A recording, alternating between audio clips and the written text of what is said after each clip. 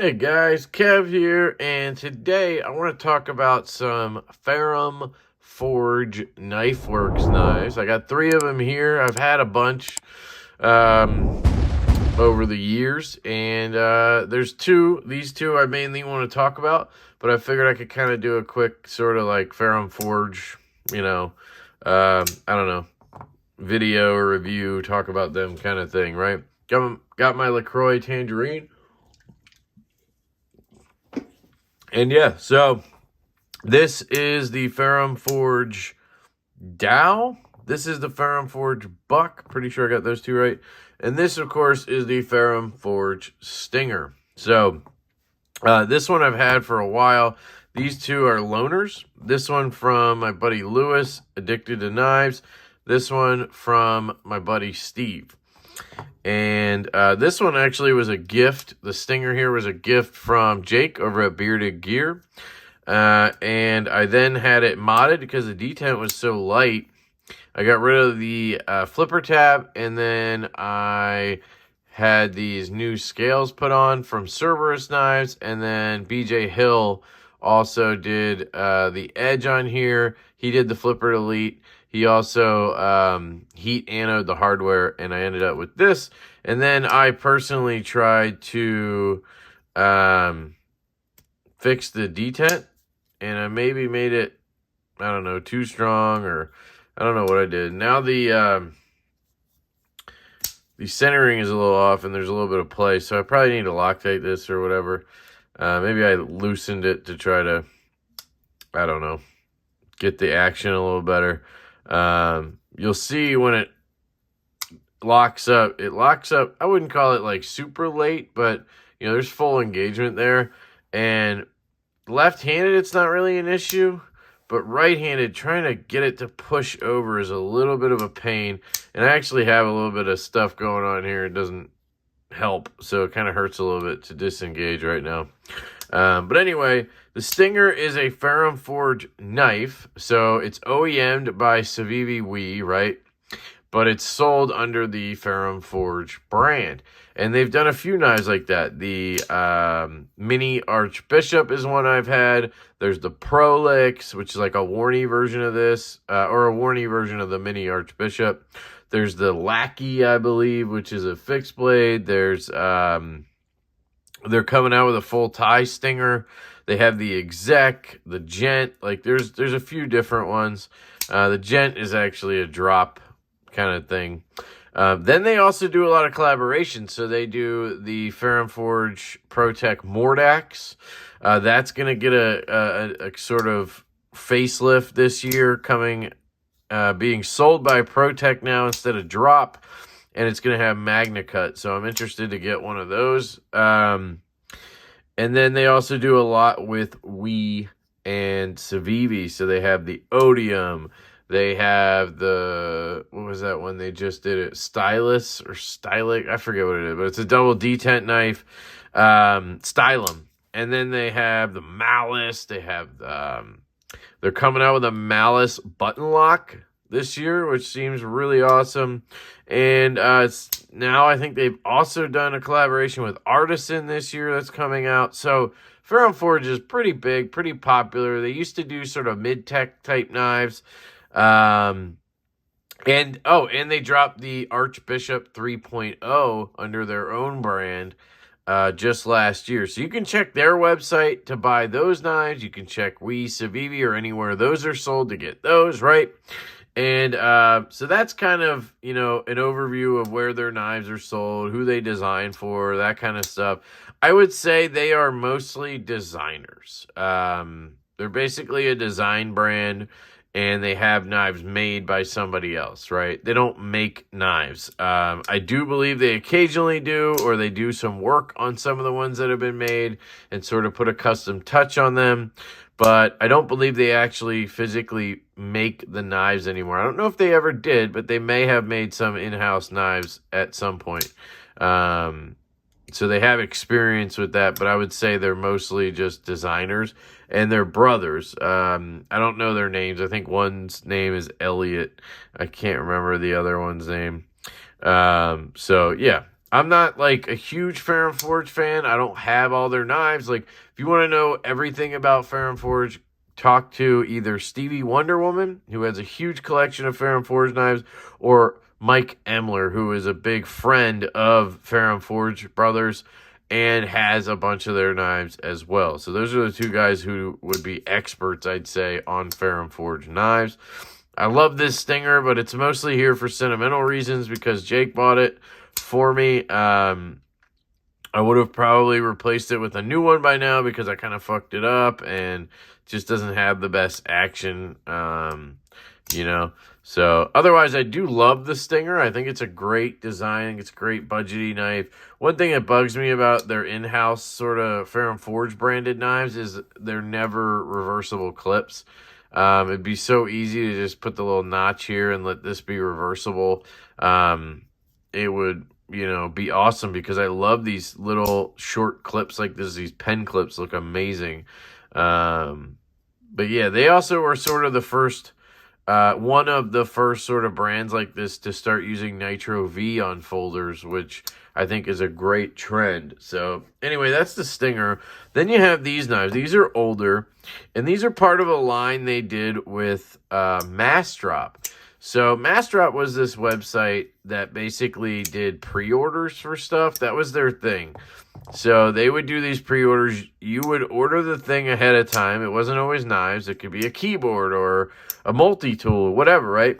And you would basically get a really good deal on it, but you'd have to wait 3 months, 6 months, whatever it was before you got your product, right? Because they were basically trying to fund whatever it was. And I don't know how it worked exactly, if like they just waited until enough were sold so that they could put the order in, or I have no idea. But I have bought some stuff from them, from Drop. I bought, I think, a Mordax at one point. I bought a Keen, which is a Ray Laconico design. I actually bought a Ferum Forge Falcon, which I think is the first knife they did with Drop. It was one of their earlier designs, and it's kind of similar to this knife right here. Obviously a little different. It's a little smaller. I think it has a little bit of a different blade shape, but it's kind of got a similar theme going on, and it's got a similar build, right? Titanium with S35EN. That was kind of the thing with these. And they also did the Gent, which is a classic knife. I really hope they bring that knife back in its, you know, full glory. Maybe do an M390 version with the same sort of build and everything. That nice titanium liner lock build. It's just such a good knife.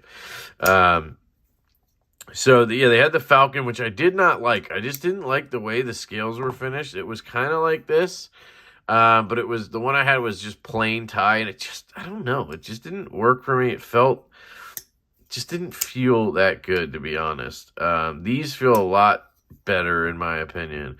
Now, they're all made by We, so I don't know why that one just didn't resonate with me.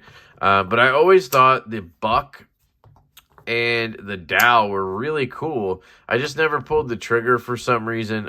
It was back when I just didn't have funds to just buy $150, $200 knives, you know, whenever I felt like it. So I'm glad I got these in, and it's funny that they came at the same time. Like, the guys who loaned me these did not know the other one loaned it. So the fact that I got both within like a week is incredible. And I gotta say, overall, I like the Dao a little bit better, but there's aspects of the Buc that I prefer. So that's why I kind of wanted to show them together. This is kind of the review for these two. So, you know, it's going to be a little different format, but kind of, you know, same kind of process for a review. I believe this needs a cleaning because it just feels a little gritty. And I'm pretty sure, based off of the action on this one, that it can have really good action, right? This one might have skiffs. I don't know. Lewis does put bearings and stuff in his knives. I do not, I said. I do, of course. But this is a different person's knife, so I don't know if that's part. It's really gritty. Maybe we could take it apart and take a look inside, huh? We'll try to be quick with it, but let's just rip in here because I'm sure Steve would want his knife to be in good working order when he gets it back. So let's just take a look inside the Ferum Forge MassDrop We Made Dao. So there is some Loctite in there. You can see they could be gunking stuff up now. Blow all that out. Get some alcohol prepared. Looks like we're going to need T6 on the body screws. I got a fresh T6 bit here, so we should be good. Yeah, Lewis is like me. He likes to take his knives apart a lot and tinker with them and stuff. So he's probably recently taken that one apart maybe. And that could be why the action on that one just feels better. Oops. There, that screw wanted to come out the wrong side. So these are the same? Yep. Okay. Should just come apart. Perfect. All right. I don't see anything like bad going on here. This pivot is not coming out, so that's not good. Let's see if I can coax it out.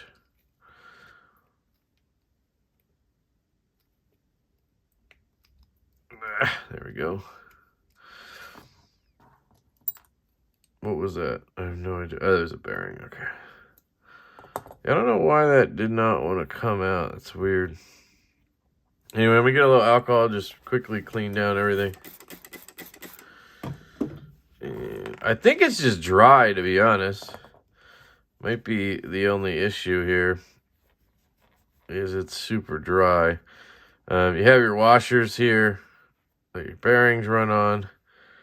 Oh, look at that. There's a bunch of gunk on the inside of the washer. So that pivot might have been getting held up by whatever that stuff is. So that's good. Might need to get out some of those Q-tips real quick just to give them a once over. We got the bearings here. Standard 5mm. Sorry, I didn't plan this to be a disassembly, but sometimes you gotta do shit on the fly to get the best results. And you know what? Some people might want to know what this knife is like to take apart. Now, I do want to say this stop pin is super thin or small. For this size blade, I would expect a bigger stop pin. I just don't know if that's the best stop pin for this knife. But, you know, whatever. Okay, clean the pivot screw. Jesus.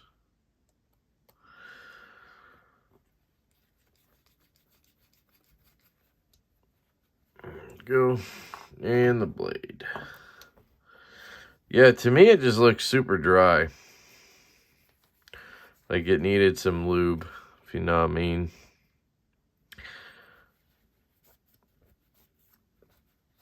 Alright, so which side was the pivot in? I don't remember. I took it apart from the, yep, okay, it went through this side.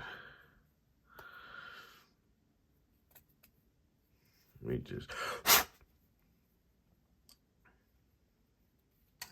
there we go. That was a lot easier going in. All right, and then I'm gonna take a little bit of 85 weight nano oil, and I'm just gonna drop that here and here. That's gonna hold that steel washer in, so when I put it together, it's not gonna try to come apart on me.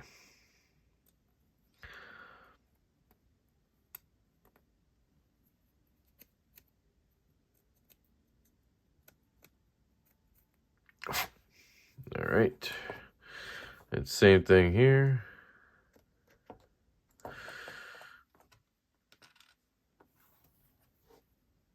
Now making sure the race track, you can see the track for the bearings is on that one side. So you want to make sure you put that side up. I'm going to put a little, first I'm going to wipe it off, the detent ball. I'm going to put a little drop of this on there. Perfect. I'll put this one away. I don't know where the cap went. Under the tray, of course. Okay, I'm gonna need the 10 weight. for our bearings. So put that there, that there.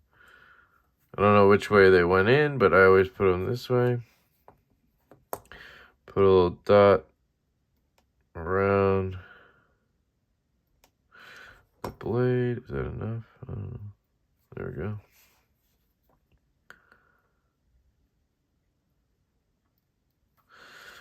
And a little bit on here. All right. Put that away. And we can build the knife. So that bearing's on. Just gonna pop this in. I gotta get this stop pin on the other side. Put that in. Perfect. Okay. Other bearing goes down like that.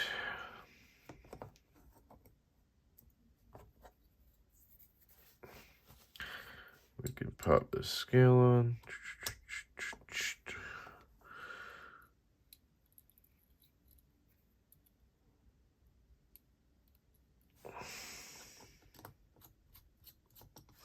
I'm not tightening those, I'm just putting them in so that I can.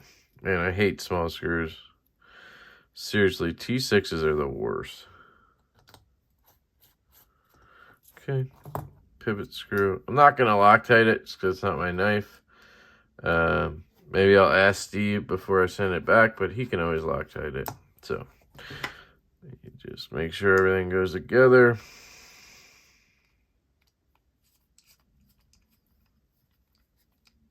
Okay, that's tight. Oh, did you see that? Hold on a second.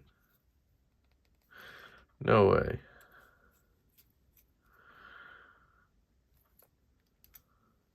Tight.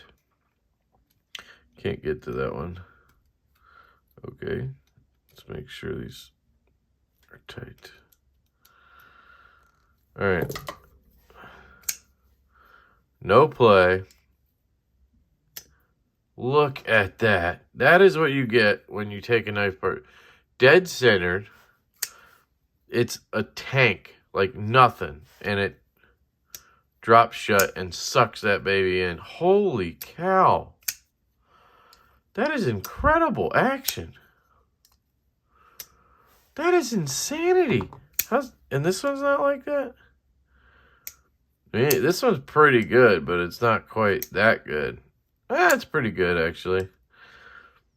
I mean, it's not dropping down to that, but it's very smooth in here. Oh, this one's loose, though, so hold on. Whoops. We're good. Eesh. Not even close. All right, part 2. Let's see if we can get this one to be like that one, right? Sorry, this turned into a dick measuring contest for me to make one better than the other. Of course, neither of these are mine. I'm just taking apart dudes' knives, but they both have consented that I can do whatever I want with their knives when they sent them, so that's what happened. Let's see. Yeah, this one's pretty clean in here, so and it's got lubrication. I think he recently oiled this before he sent it, so I'm just going to flip the bearing, see if that helps. Maybe he put too much oil in. I mean, yeah, okay. Hang on a sec. Jesus. All right. A little heavy-handed, Lewis. It's all right. I tend to do the same thing, to be honest. Somebody recently told me they, instead of doing this where they put all the oil all over the place, they actually just put a little oil in their fingers and they run it around the bearing, and then they put the bearing in. And that way you don't have all this extra oil all over the place. It's not a bad idea. That was a lot of extra oil, though. Holy cow. Look at that. Jesus. All right. So this one goes through here as well. Clean that. Pivot off a little bit. Right. So put that in. I'm going to start with the 10 weight.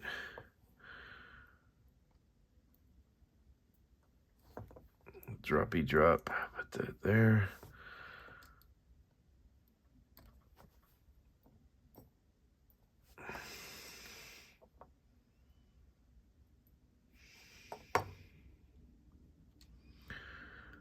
Come on. All right, and then I'll take the 85, put a little drop here. Just, oh, that's a lot. That was also a lot. So, hard for you to see what I did, but sop it up. All right, there we go. All right, so this one, same deal. Bearing on, other bearing. This one, the lock bar wants to really push it out, which means it maybe just has a stronger detent.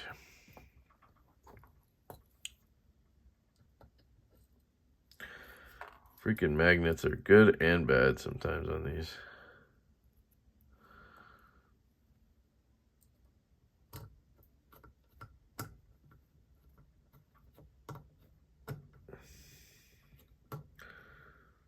That not lined up.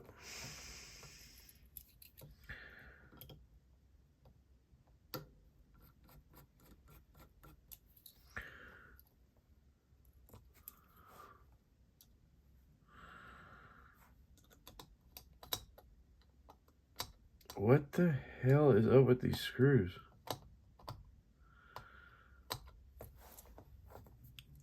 They may be stripped already. I don't know.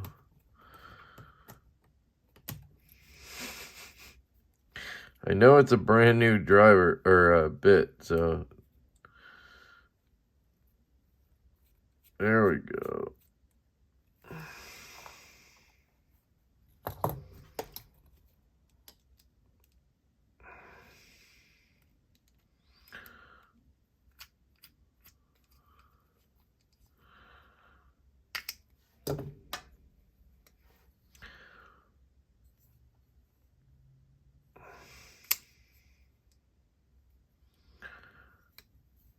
So this one's off center.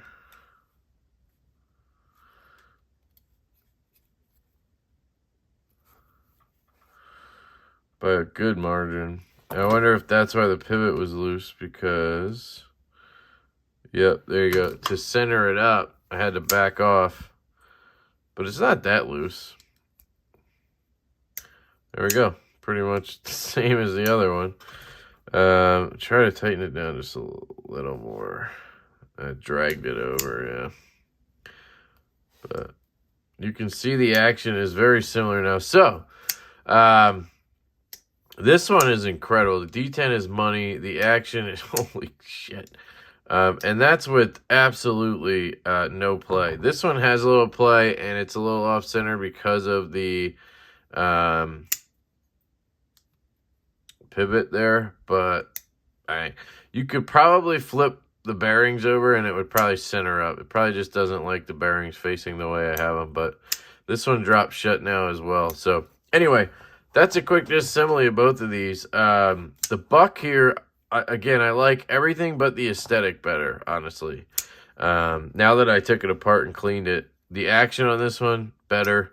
The flipper tab is the key here. It's just more, it's just better. It's easier to get to. You see how it sticks out more? It's hard to tell. There you get a good idea how much more it sticks out. And it's not like a pecker or anything. It's just longer than that one, and it grabs you really well, and that detent is dialed for it, and it's so easy to flip to get it out, right? And then the flick is not good left-handed, just because you have to be, let's try it on the clip.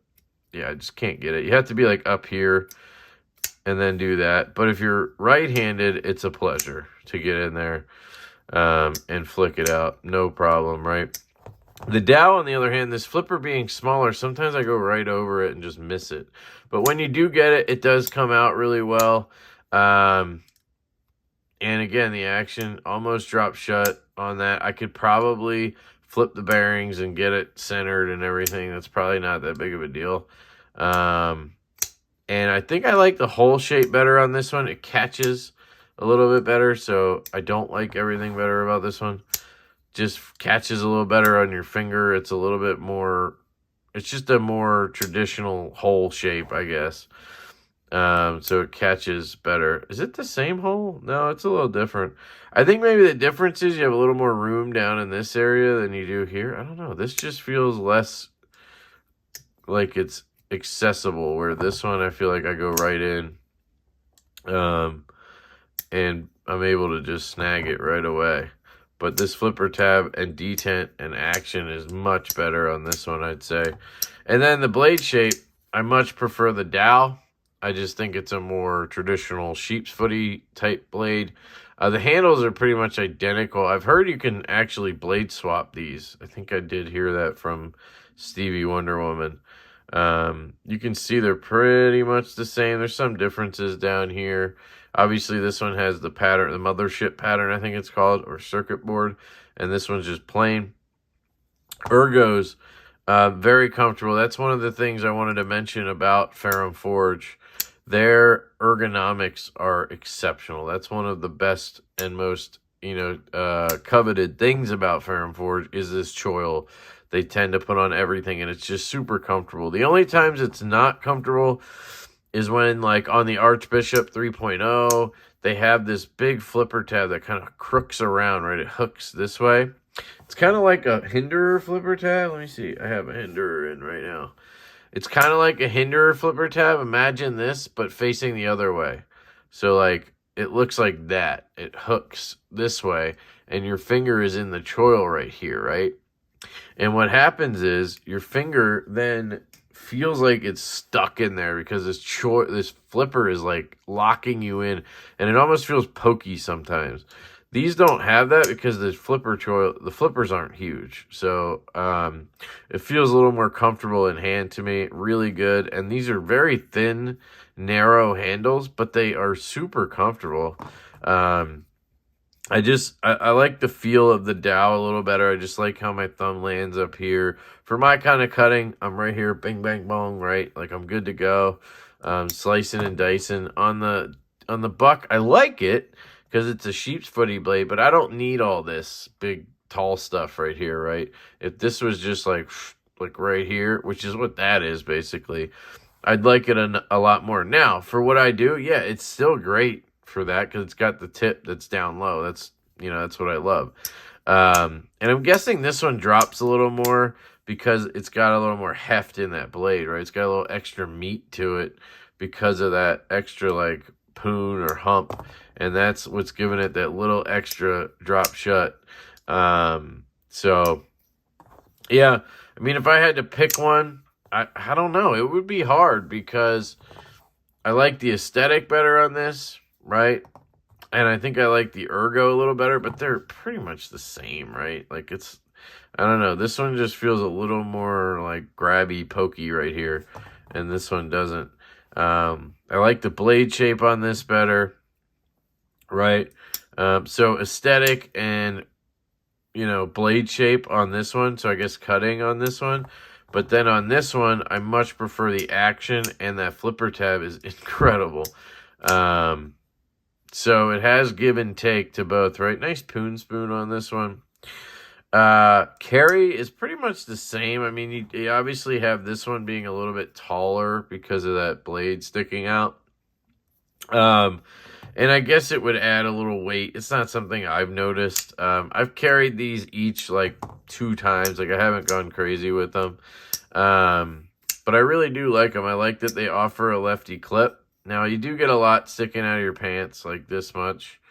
But it's not that much compared to how big the knife is. And the clip works fairly well. I mean, it's just pretty standard 3D mill clip, which honestly that's good. I like 3D mill clips. So, yeah, that's kind of a quick overview of Ferum Forge and what they're doing, I guess, and what they have done with MassDrop, and then kind of reviews of the Dao and the Buc here. Keep an eye on Ferum Forge this year. I saw the coverage from SHOT Show, and they're gearing up for some cool stuff. They have the Malice button lock. They have the full tie stinger. They have, I think, a new version of the Gent that's like a budget knife, so I'm not that interested in that, but a lot of people will be. There was a few other things they had coming out that look really cool, so I'm excited to see what they do and continue to watch what they do. Again, I'm not like this big Ferum Forge fanboy like some guys I know. I don't know why. I guess I like a lot of the stuff they do, but they tend to be right-hand biased in a lot of occasions. They do make lefties of knives, which is cool. They've done the Archbishop 2.0 in lefty, which is awesome. That's kind of before my time, but so they do have an appreciation. So I hope they do more stuff for us in the future. But yeah, so I'll be keeping an eye out, and I'm excited to see what Ferum Forge does in the future. So that's it, guys. A big thank you to Lewis, Addicted to Knives. Sorry that I took your knife apart. I don't think I messed it up. These scratches were here. You know, I came out of that pivot like one time, but I don't see any marring. These screws didn't feel great, but again, I don't see any issues with how I got them in there.